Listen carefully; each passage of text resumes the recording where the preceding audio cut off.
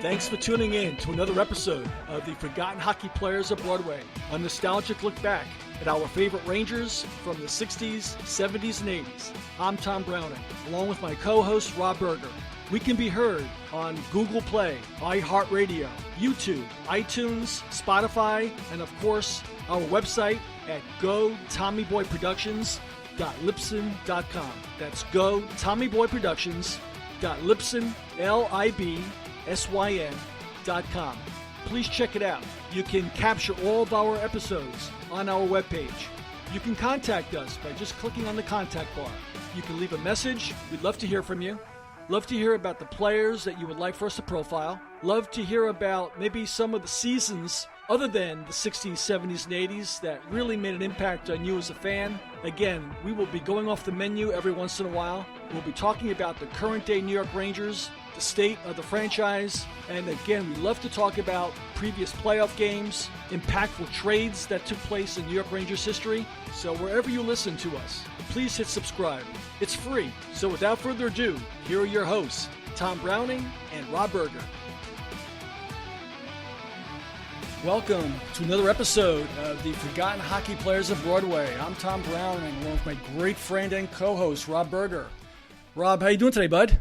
I'm doing great, Tom. How are you? Not too bad. Not too bad. You and I took a little time off. Did not do a show in July, so we had a little bit of a break, a little bit of a rest. You know, I think we needed it after all the hockey news that takes place during the summertime. And I say that tongue-in-cheek, of course. You know, hockey summer, it's fast and furious through the draft. We get maybe another week, and then it's crickets. There's nothing happening. You know, if we had sound effects, you're right. Crickets would what I'd be playing on the board right now. I mean, we talked about this before the show started. I mean, this summer in particular, though, I thought was really, really interesting in how quiet it's been. You know, very, very unusual. You know, the Rangers, of course, they dropped Shattenkirk from the roster, right? They bought him out. That's really the only news that the Rangers made. I think they also made news that they kept Chris Drury, I think, from interviewing with a couple other clubs for GM positions. I think I read that somewhere. He's still in the fold for the Rangers. I don't know if you saw that or if you have more details on that, but I read it somewhere that the Rangers nixed an opportunity for Drury to get, a position in another organization. Did you see anything about that? You know, I read tidbits here and there about it, but nothing that was 100% that I read. Right. You know, you hate to have someone I hope that's not true. I mean, you want people to grow.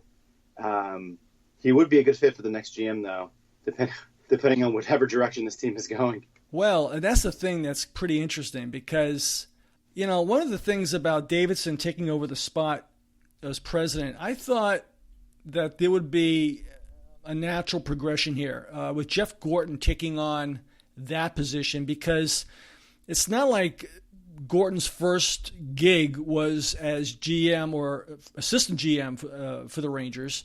You know, he had interim GM responsibilities with the Bruins and did quite a fantastic job with them during his stay in Boston. So the guy has proven himself over the last 7 or 8 years. So when Sather left, I thought that they would give Gorton the president's title, especially today since these executives, just like players, are becoming younger and younger in the National Hockey League, and then move Drury into the GM spot. I thought that would have been the progression, but they went outside with the big name in Davidson, and maybe Drury sees that as an impediment, to his career, and who knows, maybe the Rangers have big plans for him for Hartford, to take over the club down there, to run the show there. Although I think he's already got that title, doesn't he? I think he's already the GM of Hartford Whalers, isn't he, in addition to his Ranger responsibilities? Yeah, that's how it worked. It's similar to Danny Briere's situation as well. Mm-hmm. So these guys, keep this. I see him as the next GM. As many articles as I read about the Rangers trying to hold him back, I read just as many articles saying that the reason why was because he will be the next GM. So if that's the case, what would happen to Jeff Gorton? I mean, interesting. It could be John Davidson's plan could be to hold on to Chris Drury. Yeah, he has more of a relationship with Drury from his time as an announcer for the Rangers than he would with Gorton, who really he probably has no relationship with. Because I think Davidson had already left the Rangers before Gorton came on from Boston. So that could be. That could be. If that is the case, I don't think Gorton's going to feel all that comfortable in the next couple of years. But I guess it depends on how well the team does, how well the build goes. Yeah, and then we talked about Shattenkirk, before the show, buying him out, paving the way for Adam Fox. It was a nice article on Adam Fox in this past weekend's New York Post. I don't know if you had a chance to read that. But Adam Fox's parents had Ranger season tickets since 1972, up until about 2009, up in the blue seats where I used to have my tickets. And now they've gone from passionate fans of the Rangers to a little different relationship as being the parents of a son on the team. So that was a very interesting article. Yeah, I saw that. That's definitely a good story for the year. I'm sure we'll be seeing a lot of that on MSG this year. Yep. That's very, very true. And, so that's really the only news. And I guess Kreider still has not been traded yet. I think it remains to be seen what they're going to do with him. I mean, it's possible that he could still be moved before the start of the season, before camp starts, which is only, 3 or 4 weeks away? Yeah, not even. We're less than a month away from games. Yeah, well, there is no games. Right. There is no NHL camp per se. I think they have 2 or 3 days of camp, and then they start playing games right away. Another unusual thing about the NHL camps is, unlike other sports where you have at least a couple of weeks of camp before you start playing games, NHL, they just roll these kids right into the games after a couple of days. But yeah, they could still move him at the trade deadline in February. They can move him before camp starts. They can move him, I guess, anytime during the season. But the Rangers are going to have some trouble or some challenge, I think, with that cap this year. I mean, they're right up against it. Even with the buyout, they still got to sign Lemieux, and they have to make a decision on Buchnevich, and they need to sign Anthony DeAngelo. Yes, if he's in their plans, right? I mean, you got to wonder if maybe he isn't, or if he's a luxury that they can't afford right now, or if Davidson believes maybe they should just move him. Maybe Adam Fox is a guy that they feel could, do what DeAngelo does, but with less anxiety and less drama, Yeah, it should be interesting. Yeah, so that's really any other news that you can think of that was noteworthy? Any tidbit before we get into our featured star here? Yeah, I think you just hit on it. My biggest concern for this season is this cap space. Are they gonna be forced to make a move? I think we'll have the same discussion in a few weeks. Are we going to be in the same situation come February with this team hovering around the final playoff spot? What do they do with Kreider? What do they do with Buchnevich?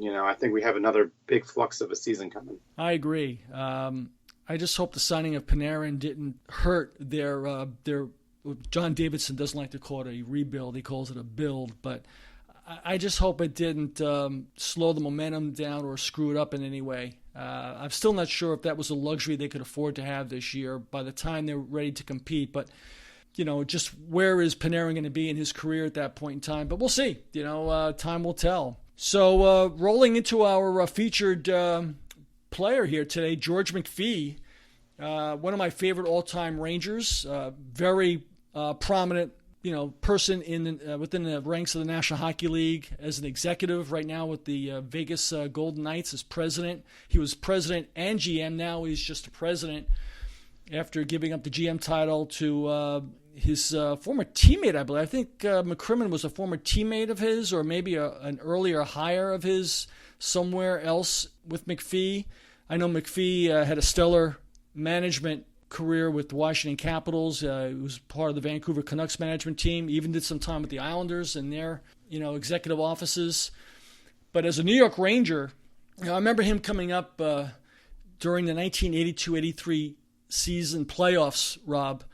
Rangers had a very mediocre season, got into the playoffs, and had to go up against a juggernaut in the Philadelphia Flyers with the likes of Bill Barber and Brian Propp and Dave Poulin, Paul Holmgren, Bobby Clark, all the studs that they had back in the day. And McPhee came in and did a heck of a job coming right from college, right? He was the Hobie Baker Award winner and undrafted, and the Rangers signed him just before the playoffs.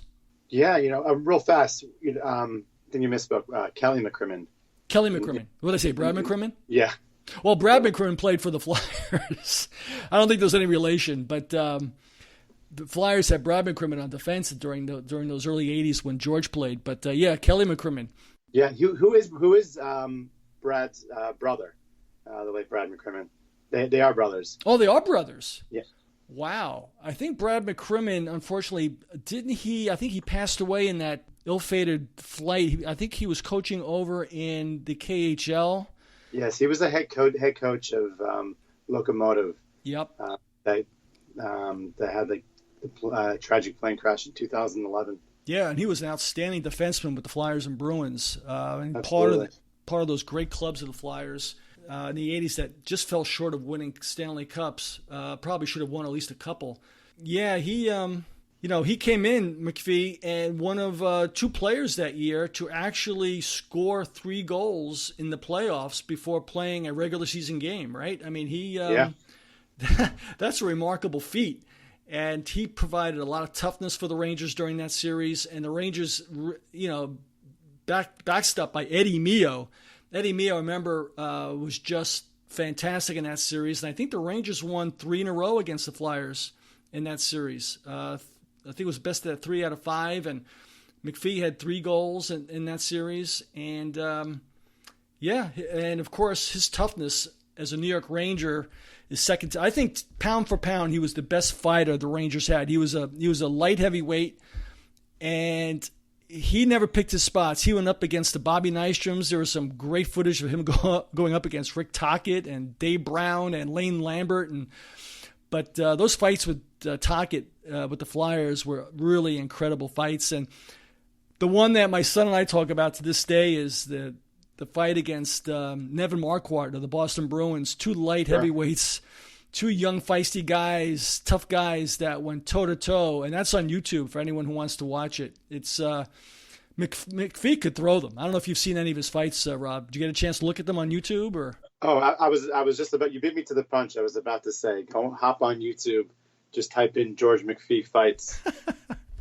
I think a lot of people, it actually is the first thing that comes up when you type in George McPhee, but George McPhee versus Rick Tocchet, George McPhee versus Dave Brown, he went up against everybody. He did. He was fearless. The man was absolutely fearless. And that helped the Rangers. He really inspired that team because he was only 5'9", 170 pounds. He was a very good player with Bowling Green, Hobie Baker Award winner, a top college player. But, in college, they don't fight. They don't fight that often. And the Rangers probably didn't know what they had. He didn't play much in the way of minor league hockey before the Rangers summoned him to the playoffs that year in 82, 83. But when he played for them, I think he played 5 seasons with the Rangers. He was by far their enforcer. But he could play. I mean, he had a 12-goal season one year, I believe. And he led the team in penalty minutes also one year. And, he never backed down, and to me, I think he was the best light middleweight fighter the Rangers had ever. Maybe the toughest player the Rangers to ever wear a Ranger uniform. I'd like to get the feedback of some of the fans that maybe tune in to get their opinion about that.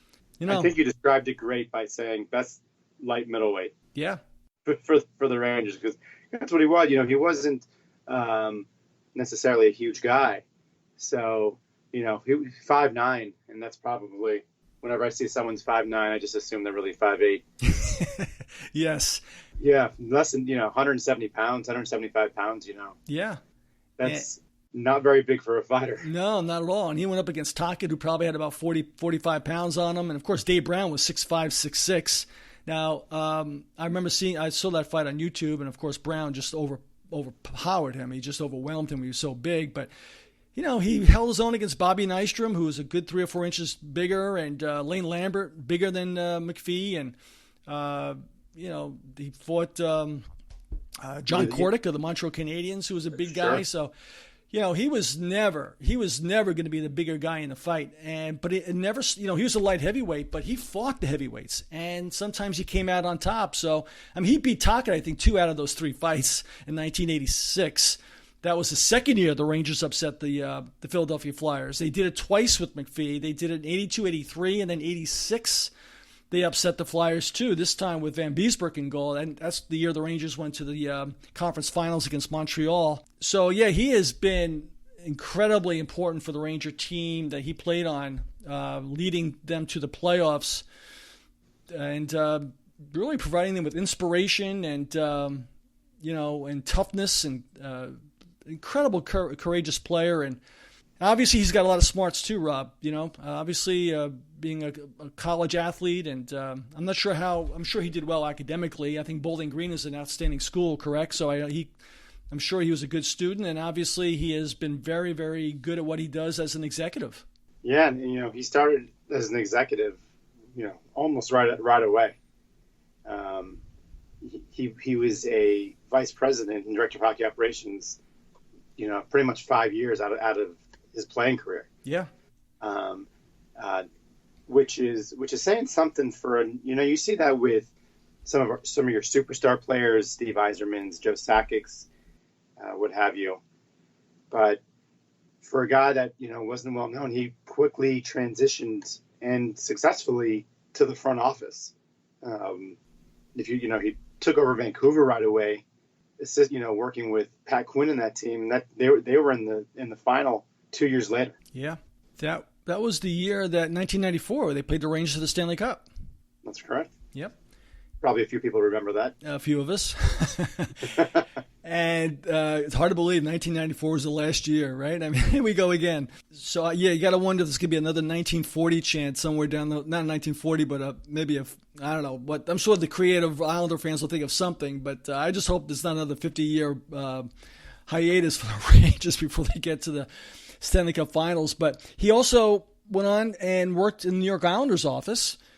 And, we talked about this before the show. I'm surprised with all the sweat equity that he, earned with the New York Rangers as a player, that he didn't get a job inside that organization, especially during those years where the Rangers were in turmoil in the front office, after Neil Smith left and Keenan left. And, they were up and down with management. And I'm surprised they didn't find a spot for him. That's something that I'll never be able to figure out. But then he went to Washington, and look what happened. 7 titles, right, in the Southeast Division titles with the Washington Capitals, including going to the Stanley Cup Finals his first year, right?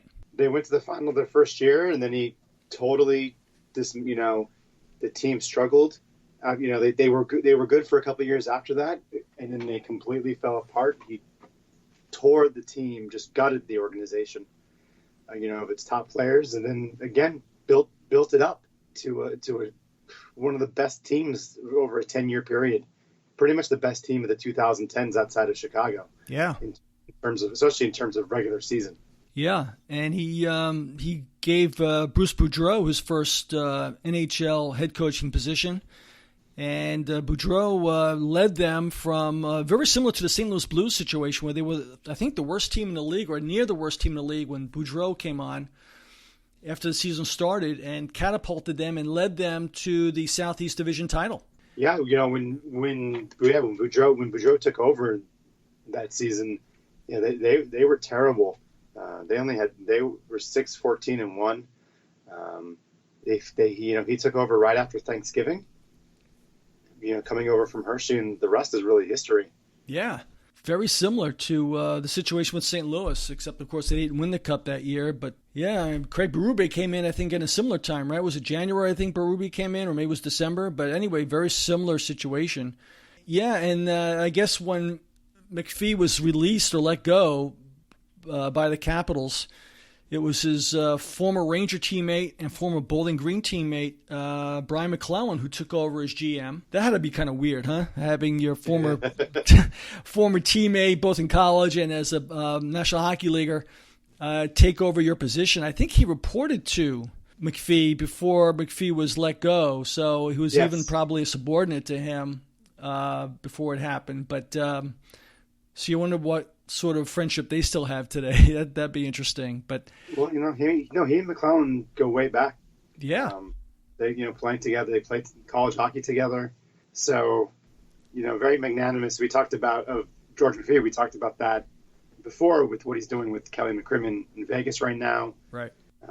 A very good reputation around the league for George McPhee. Outstanding reputation. The guy has it all. I mean, he's got a tremendous amount of integrity. He's a selfless individual. I mean, that's something McCrimmon obviously is well regarded and sought after. I guess the Seattle expansion team was considering him.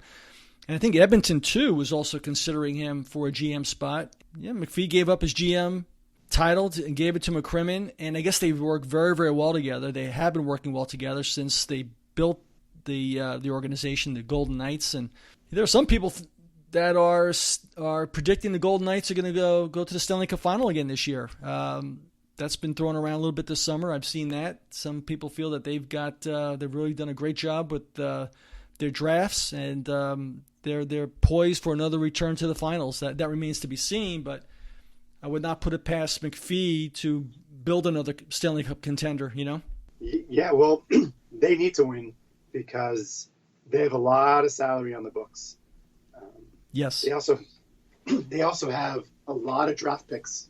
Yeah, they do. They have a lot of draft picks. Yeah, they're right. There's not a big window for them. They have, with the players they have, they've got to make hay pretty soon with the salary cap situation, I guess, with what's going on. Yeah. They have 6 players signed through 24-25, which is a long time. Like this core is together, so this is a team that will need to be successful. Need to be successful for the next 2 years. Yeah. Well, we know about those long-term contracts as Ranger fans, and very seldom do they work out. Yeah, paying guys into their 30s is always dangerous. Yeah, and I can't think of a Stanley Cup winning team that really has done that.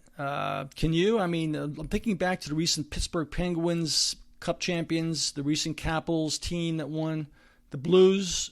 Teams have done it, but they don't win when the guys are in their 30s.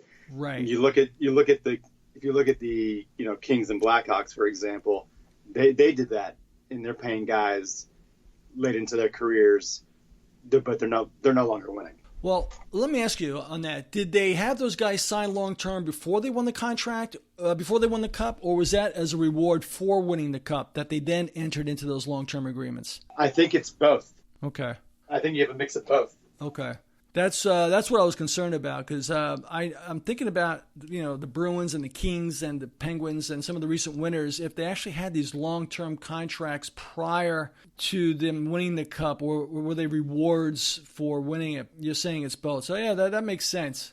It depends on the players, Right. The Kings racked up Mike Richards and had to buy him out. And, right. But then they get they signed Dustin Brown, but then they rewarded Kopitar and so on. It's a mix.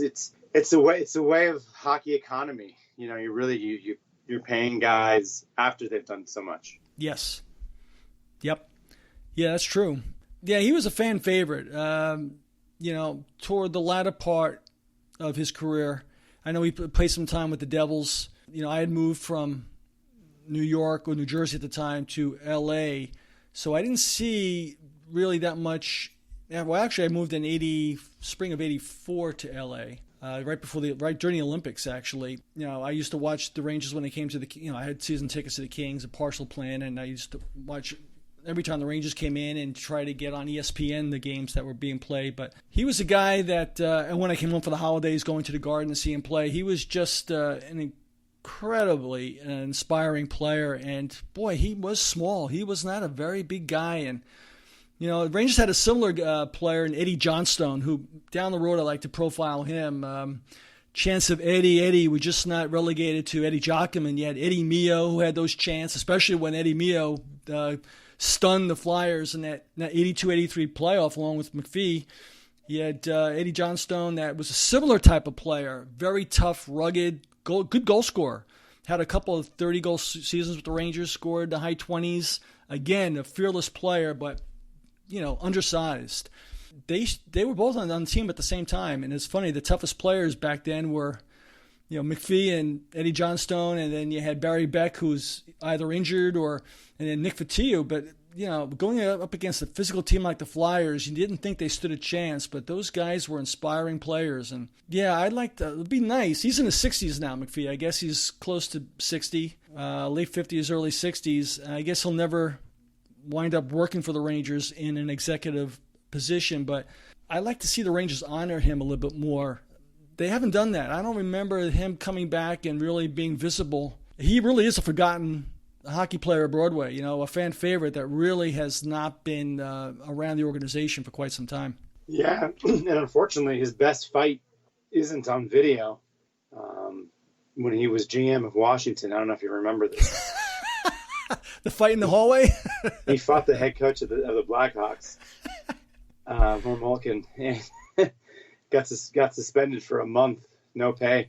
Yeah, why don't you give the listeners a little background? It was a preseason game, right? Yeah, it was a preseason game. Unfortunately, in 1999, we didn't have cell phone video really. Yeah. To catch that it was a dirty play in a preseason game, and after the game, he went right outside the Blackhawks locker room and took care of the coach. Wow. And he was an executive at the time. He was not a coach himself. He was he was the general manager. Yeah. Now, I sort of remember seeing his maybe it was a photo of his jacket being ripped. I think there's some video, maybe not video, but I think there's a photo or two of him being embraced by security or whatnot with a ripped jacket or a ripped sleeve on his jacket, something like that. Maybe I'm imagining that I remember hearing or seeing it, but I think there's something out there. But you're right, they didn't have cell phones back then, and that would have been something. But I'm not surprised. I mean, he's such an intense competitor that he saw someone taking liberties with his players, and he took it upon himself to make it right. And right into. They're right outside their locker room, right into. Wow. Wow. He was ready to fight everybody. Amazing guy. Well, any last thoughts on McPhee? Anything else that we didn't touch on that's a highlight? It's an interesting career when you read about these guys that have been GMs. What an up and down job. Oh, I don't think there's very many general managers that have all been on the upside. Here's a guy who he built two really great teams in Washington, but was still fired, and had to really start from ground zero in Vegas. So I think it's a testament. I would love to read a George McPhee book. Does he have a book out there, or you're hoping he writes one someday? I'm hoping that his career is so great from being a Canadian kid playing in the NCAA, which is fantastic. Yeah. Instead of playing, and he did 1 year in Guelph in the OHL, but to have him go to college, have a career, become the first player to score 3 goals in the playoffs before playing 3 goals in the regular season. Being a fighter at only 5'9", to just an illustrious career as a hockey executive. Yeah, you're right, Rob, about that. He had a lot of firsts. Now, it's funny. I read an article recently where more and more Canadian kids now are starting to give college, both in Canada and in the United States, more of a second look as their primary way of developing to get into National Hockey League. That I read somewhere recently. Yet George McPhee was a Canadian kid back in the early 80s, a tough kid who would have been right at home playing, junior hockey, major junior hockey. But he went to Bowling Green, like you said, a college in the United States, did very, very well, won the Hobey Baker Award, and scoring goals, big clutch goals in the playoffs for the Rangers, providing that physical edge that they sorely lacked against a superior and more physical Flyer team. And then, distinguishing himself as a Ranger and then going right in and doing a great job as an executive. I mean, he touched all aspects of it. He really, really did. Yeah, that you got to wonder why Washington let him go after a stellar 7-year. Was it how long was he there for? 10, 11 years? Yeah, they started hurting. Not performing well. He made an awful trade, the Philippe Forsberg trade. Yes. They really weren't where they needed to be. Right. Yeah. But he didn't get much credit for bringing in Ovechkin. Actually, Ovechkin stayed with him. I think his rookie year. Right. He lived with McPhee's family. Took him under his wing, and I'm sure that helped with Ovechkin coming on his very first year and having a heck of a year his first year. I'm sure having a place to call home, assimilating into a new country, I'm sure that had to impress people. And then not to mention his track record. Yeah, there had to be something else behind the scenes there that led to him being let go by Washington. And then he gave Bruce Boudreau his first shot as a coach. And look at the career that Boudreau has had. It's been a stellar career, albeit he's never won a cup. But he's had a tremendous, tremendous regular season coach. So, yeah, you got to wonder why these guys get let go, especially if they have a track record of doing very, very well. That's it's very unusual. And really to highlight to have a Canadian kid go to college, the year. You look at McPhee's rookie year, less than in the draft, there were less than 12 players that played in American, and they were drafted out of American hockey, and all of those kids were American. Canadian kids just didn't come down to Canada, or come down to the States. Right. And now he was undrafted, right? I mean, he won the Hobey Baker. Yep. But he was not drafted. No. Rangers have done it a few times. Rangers have signed college kids right before the playoffs, free agents, on numerous occasions throughout my lifetime, and they did it with McPhee. Yeah, that's and he was traded to Winnipeg, wasn't he? Didn't the Rangers move him to Winnipeg? He never played with Winnipeg. I don't know what happened there, but the Rangers traded him in '89 for Jim Cummins to Winnipeg, but somehow he wound up back with the Devils, and I don't know how that worked, but he never played a game with the Jets. He did not play a game with the Jets. He was just right after the Rangers traded him. The Jets then just traded him again. Oh, I see. Gotcha. So that's how it worked out. But yeah, I mean, he won a championship with Guelph. I think Tommy Webster was the coach, a former Devil coach. I don't know if Webster ever coached the Rangers. I'm trying to think. I think he may have. I think so. He definitely coached the Kings. Yeah, he coached the Kings. He coached the Devils for a while. I think he may have had a stint with the Rangers for a little while too. But they won a championship with Guelph. Yeah, and then he played along with McClellan, and they worked together in Washington. And then McClellan relieved him of his as GM. And very interesting guy. You're right. He should write a book. I mean, my God, he's got, I'm sure, quite a few stories to tell. Just that the unique start to his career is just an amazing thing for a Canadian kid. You're absolutely right. Maybe he will. Maybe he will someday. But I would not be surprised if the Vegas Golden Knights win the Stanley Cup. You might, because you follow the Western Conference a little bit more closely than I do. But they might. You just never know. I'm excited to start talking about next season very soon. Well, we'll have to do that next show in September, Rob. We'll have to. Well, my God, the camps may have already been open by then. When do the camps open? Is it the second week in September or the third week? Yep. The rookie camps will start at the beginning of September. Gotcha. So then the vets will start slowly coming in, and then by the second week of September, we'll have full blown training camp, and we'll have games starting around the 14th, 15th. Well, real quick, we'll touch on it a little bit more in the next show, but. What are your thoughts about the Kings? That's your team, of course. What's your thoughts on the Kings going into camp in September? I think they will be the worst team in the NHL this season. Really? I think maybe battling it out with Ottawa. Huh.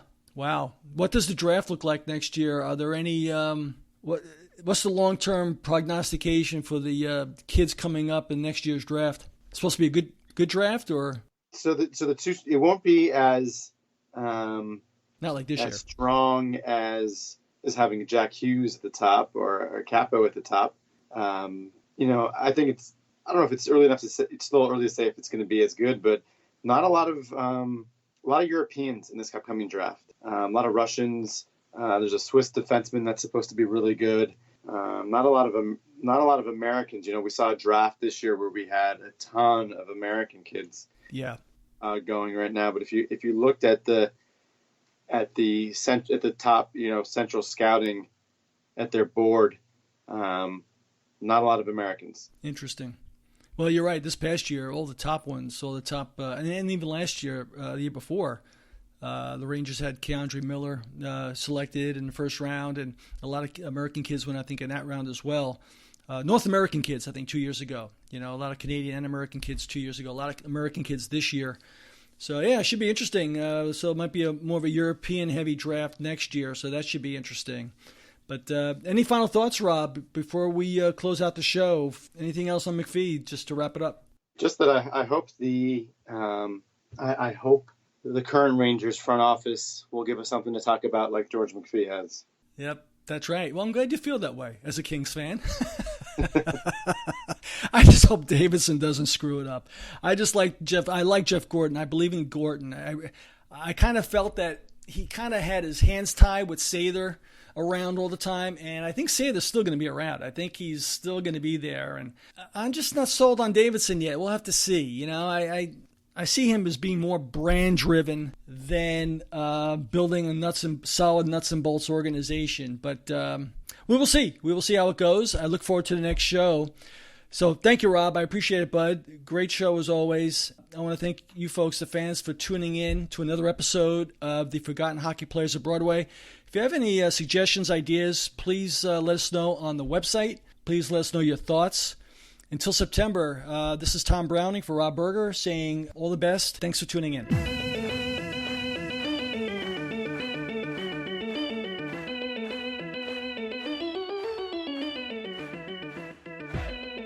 Thank you for listening. This has been a Go Tommy Boy production.